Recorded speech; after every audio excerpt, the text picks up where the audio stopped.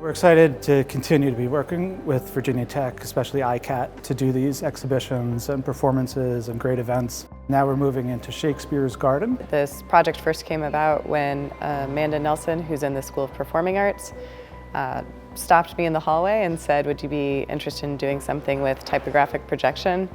And I said, "Tell me more." And so it was a collaboration with the School of Performing Arts, as well as ICAT and Charles Nichols, who did the sound design.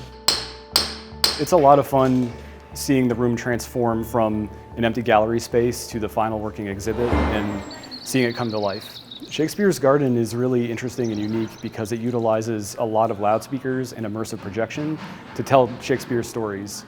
So we have directional loudspeakers that you can stand right under, and you'll hear sound, you'll hear spoken word. That thou among the wastes of time must go.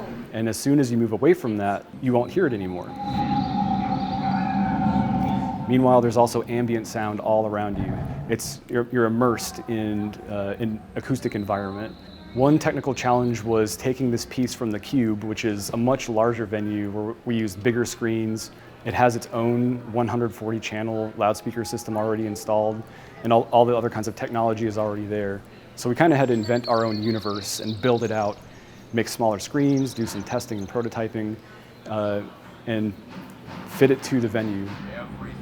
I really hope that they hear Shakespeare's language in a just new and interesting way. Sermons in stone. Seeing how far that it's come is really exciting to me. I mean, I feel like it's hitting so many different people and different types of audiences, and that to me is really exciting.